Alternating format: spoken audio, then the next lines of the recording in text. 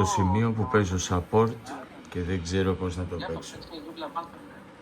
Η ομάδα είναι δυνατή και εγώ λέγομαι Μισκάτια στο παιχνίδι. Για να δείτε ποιος χαρακτήρας είμαι. Πάμε.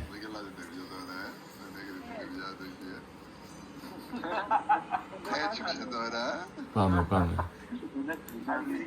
Και κουράζει λίγο εσύ. Πόνεσαι τώρα. Ήθελε και φλέκ. Εντάξει. Να σου πω. Όμως που δεν ήταν. Μάλακα γελάω. Ναι, δεν το έχει. Μίσκα, θα πάρεις Μοργκάνο φαντευτέ. Ναι, μην την κάνεις, μην την μπλοκάρεις. Μπάτλα.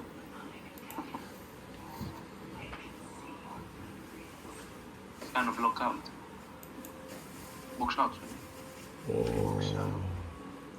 Το θυμήθηκα, Ναι, μαλάκι μου, ξέρω.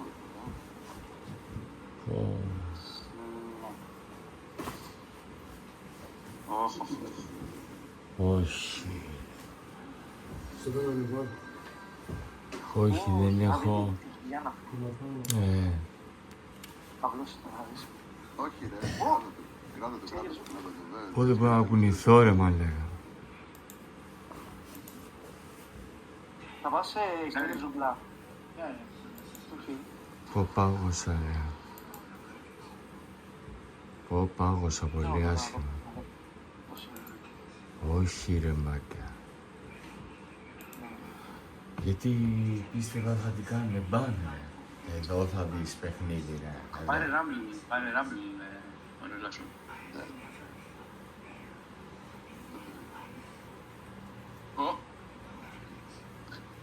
Εντάξει, δυνατό πικ είναι τύπο κλέτ, φίλε, άμα θες να παίζεις κλέτ. Ωραία, Έχω δοκιμάσει ρε μαλάκι, δεν έχω δοκιμάσει. Μου φαίνεται δύσκολος πολύ.